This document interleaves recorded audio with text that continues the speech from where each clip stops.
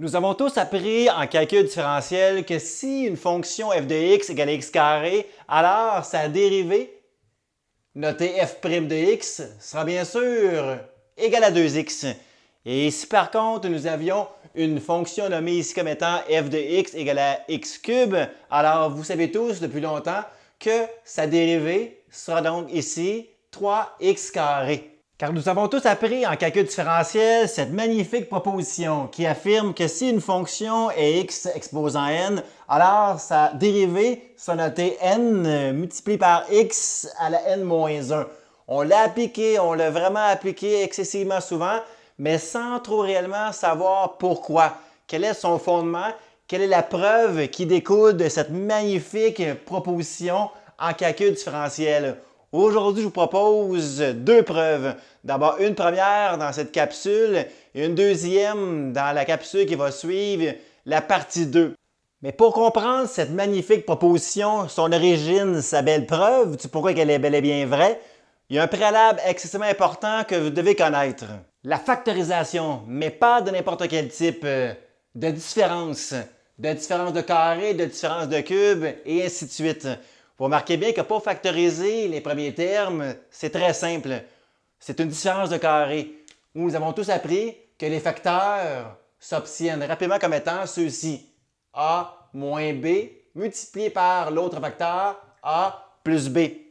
Toutes ces différences ont une particularité, c'est-à-dire lorsqu'on les factorise, il y a toujours un facteur qui leur est commun, celui-ci, A moins B. Donc pour obtenir le second facteur de cette factorisation, on n'a qu'à juste à faire une division euclidienne entre ces deux termes. Donc cette belle division euclidienne va nous permettre d'obtenir bien sûr le facteur ici désiré. On va le faire rapidement car ce n'est pas le but bien sûr de ma capsule d'aujourd'hui de faire des simples divisions euclidiennes. Donc combien bien sûr de A entre dans A cube? Clairement ici A carré. A carré fois A, chose désirée A cube. A carré fois moins B, moins A carré B. Bien sûr, par après, si nous soustrayons ensemble tous ces termes, les A cubes disparaissent, chose voulue. Bien sûr, nous obtenons ici moins A carré B, le terme, donc ici A carré B, sans ignorer d'écrire bien sûr ce moins B cube. Par après, combien de A entre-t-il dans A carré B? Bien sûr ici, plus AB. AB fois A, bien sûr, chose voulue, A carré B. Par après, AB fois moins B, bien sûr ici, moins A, B carré. Si nous soustrayons ensemble ces termes, les A carré B disparaissent, chose désirée. Bien sûr, par après, moins A, B carré, positif A, B carré. Et nous tenons ici ce même moins B cube. Et finalement, combien de A entre-t-il dans A, B carré? C'est bien sûr ici, plus B carré. B carré fois A, chose désirée, A carré B. Et B fois moins B, B carré plutôt fois moins B, bien sûr ici, moins B cube. Si vous marquez bien, si nous soustrayons ensemble tous ces termes, il n'y a aucun reste. Donc, le facteur voulu est celui-ci, que je vais incorporer dans cette belle parenthèse, c'est-à-dire A carré plus AB, et en bout de ligne, plus B carré. Par le même principe, si nous voulons factoriser A4 moins B4, nous obtenons le facteur qui lui est commun A moins B, mais pour obtenir le facteur qui me manque, je ne commencerai pas à faire des divisions euclidiennes de ce style, car il y aura un lien à travers les facteurs ici obtenus des différences de départ. Si vous marquez bien, il y a autant dans le terme du facteur à rechercher que d'exposants à mes variables initiales. 3 termes exposant 3, 2 termes exposant 2. Donc, dans le facteur qui manque ici, il doit y avoir 4 termes le composant. Ensuite, si vous marquez bien, il n'y a pas de B jamais dans le premier terme du facteur à obtenir, seulement qu'un terme en A, donc, où l'exposant est toujours un de moins que mes exposants initiaux. 1 exposant 2, 2 exposant 3. Donc, le premier terme, c'est-à-dire ici, sort clairement, comme je parle avec des B4, A4, mais ici, A cube. Ensuite, il y a toujours un exposant de moins à ma variable A et toujours l'exposant de plus au B qui apparaît. Donc, c'est sûr que le deuxième terme va ressembler à celui-ci. Plus A3 devient ici A2, un exposant de moins que mon terme ici initial. Un B apparaît exposant 1. Le terme qui va suivre, j'aurai un exposant de moins que bien sûr ici l'exposant 2, donc A exposant 1. Un B de plus, c'est-à-dire ici j'aurai donc B1 à ce terme B carré. Pour finalement obtenir, bien sûr, par le même lien, B1 au départ B2, B2 au départ B3. J'ai bien sûr ici quoi? C'est clair, ici, plus B cube. Parce qu'au départ, j'avais ici un B4. Donc, si vous ne me croyez pas, allez multiplier ensemble par toutes des belles distributivités. C'est le facteur, vous allez obtenir, je vous garantis, A4 moins B4. Donc, pour terminer ce parallèle, qui, je vous répète, sera crucial pour comprendre le pourquoi, la preuve de cette belle proposition ici que je vous démontre à l'écran, il y a une dernière factorisation ici à exécuter. On va généraliser toutes ces différences par ce dernier binôme, c'est-à-dire A exposant n moins B exposant n. Le but va de le factoriser, c'est-à-dire, si vous marquez bien, comme j'ai spécifié tantôt, ils ont tous un facteur en commun, A moins B. Mais l'objectif est d'obtenir ce dernier facteur. Il sera énorme, ce dernier facteur, car il va être composé de n termes, de mon exposant ici initial, n. Comme tout à l'heure, je l'ai spécifié, 2 termes exposant 2, 3 termes exposant 3, 4 termes exposant 4. Donc, bien sûr, par le même principe, n termes pour mon exposant n. Et ce facteur, on l'obtient aisément par le même canevas que tantôt. C'est-à-dire ici, A cube, cube 1 de moins mon exposant 3 que mes exposants initiaux. Donc, exposant n, j'aurai bien sûr ici au départ A exposant n moins 1. Il n'y a jamais un facteur en B dans mes premiers termes, d'où simplement que de dire A exposant n moins 1.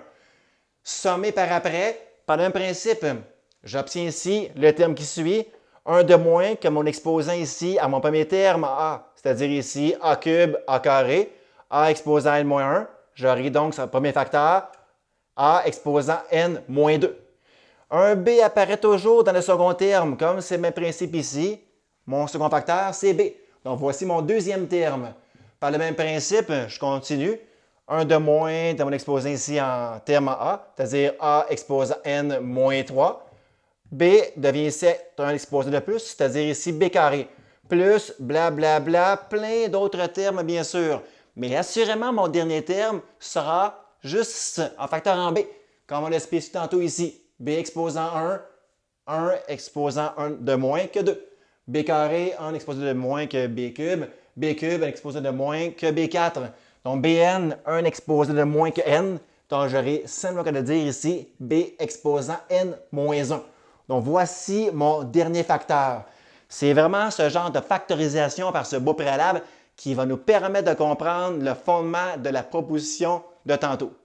Nous sommes maintenant rendus au moment fort de cette vidéo, c'est-à-dire de prouver que si une fonction f de x est x exposant n, alors sa dérivée f' de x sera n multiplié par x exposant n moins 1.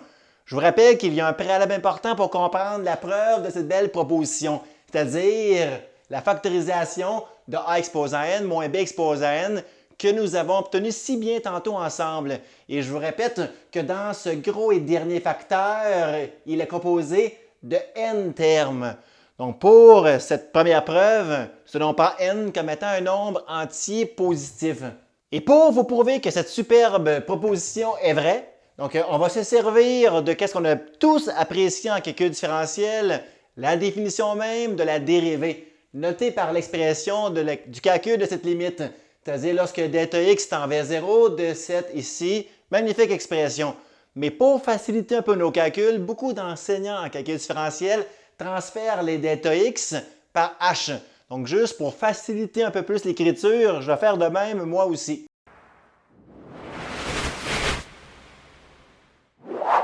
En deuxième étape, comme ma fonction initiale f de x égale x exposant n, l'expression f de x plus h signifie que je dois transférer mes x par x plus h.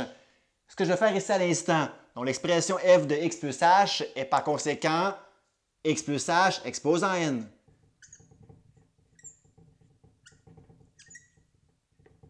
Moins f de x, qui est bien sûr ici f de x, x exposant n.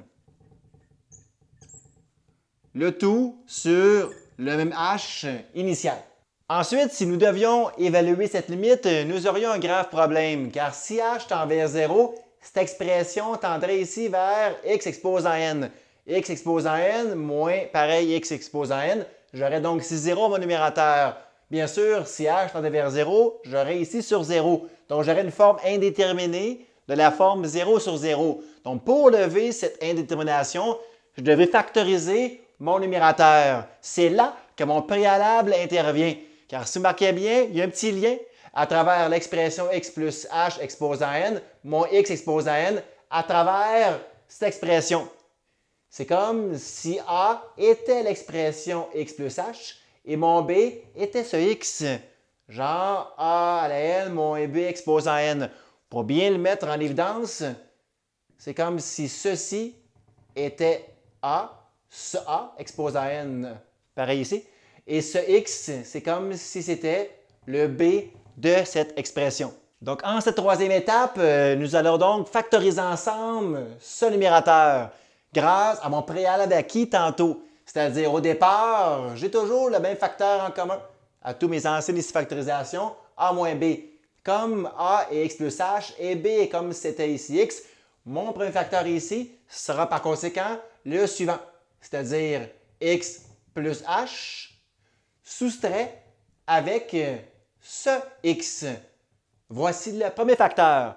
Ensuite, ce gros facteur oui, nous allons l'obtenir par ce même ici principe suivant.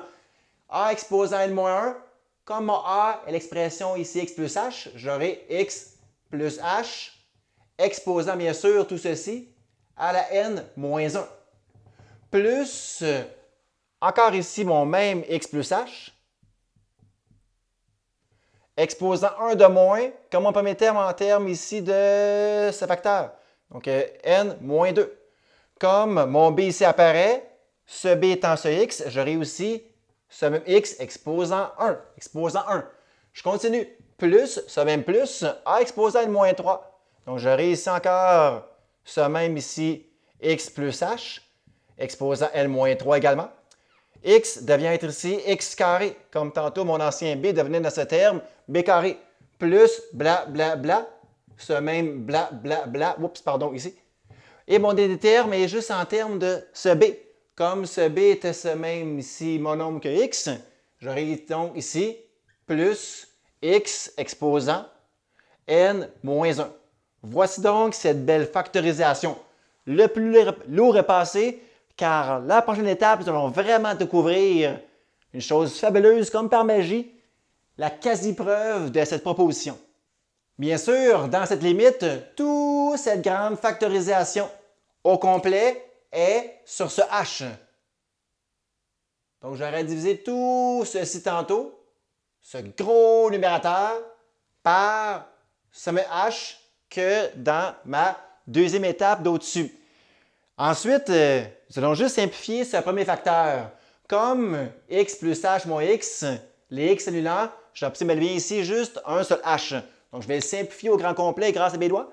Donc, x plus h moins x par juste h.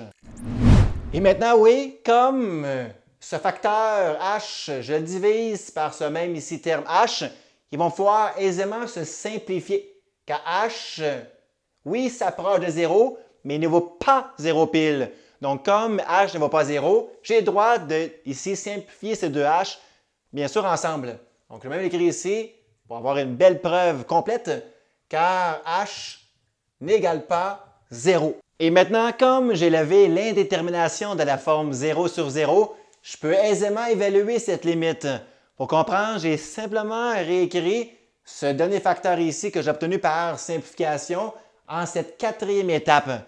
Donc, j'évalue ma limite quand h tend vers 0. Si ce h tend vers 0, cette expression devient être x exposant n-1, que je vais écrire ici à l'instant. X exposant n-1. Si ce h tend vers 0, l'expression suivante devient être simplement que de dire x exposant n-2. Donc, plus, ce même plus, x exposant n-2, sans ignorer d'écrire multiplié par ce x, donc fois x, plus, comme ce h tend vers 0, l'expression devient être la suivante, x exposant n-3, multiplié par x carré, plus bla bla bla, plein d'autres termes. Bien sûr, ici, x exposant n-1 comme dernier terme. Et là, vous allez vraiment avoir par magie, tout va s'emboîter pour bien nous prouver cette belle proposition qu'elle est bel et bien vraie par cette preuve. Nous y sommes presque à la fin de la preuve qui va découler envers l'expression suivante. Je vais juste, en cette 5e étape, la simplifier pour mieux voir. Donc, en cette 6e ici ligne, je vais laisser le terme intact, x exposant n-1 plus x exposant n-2 multiplié par x comme ce x est exposant 1 et que je dois multiplier ici deux puissances qui ont la même base x puis x. Je peux donc regrouper ces deux puissances en base x en sommant ensemble mes deux exposants. n-2 plus 1, on a bel et bien, je mets dans le mille, n-1. Additionner avec x exposant n-3 multiplié par x exposant 2. Deux puissances de même base qui sont à multiplier peuvent se regrouper en une seule puissance en base x en sommant encore mes deux mêmes exposants.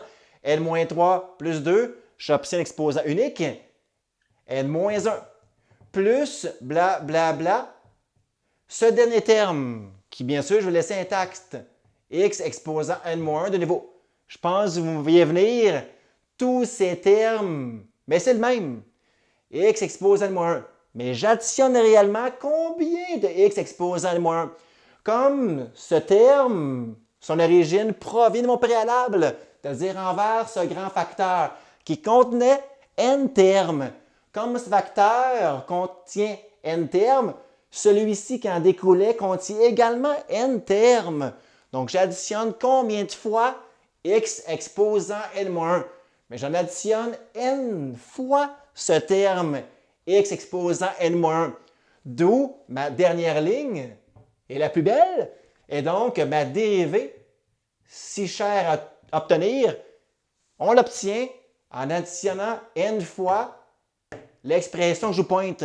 C'est-à-dire ici, j'aurai donc n multiplié par x exposant n-1. Et c'est la fin de ma preuve qui donc prouve très clairement que si nous partions avec la fonction f de x égale à x exposant n, on obtient bel et bien que sa dérivée est f' de x égale n multiplié par x exposant n-1. Cette preuve découle du fait que n était un entier donc positif, mais cette proposition est aussi généralisée envers un n qui pourrait être un nombre réel. J'espère sincèrement que vous avez apprécié cette belle capsule et je vous invite à aller consulter celle qui suit, la deuxième partie, car il existe aussi une autre très belle preuve de cette ici proposition. Donc merci d'avoir écouté jusqu'au bout et je vous dis à la prochaine.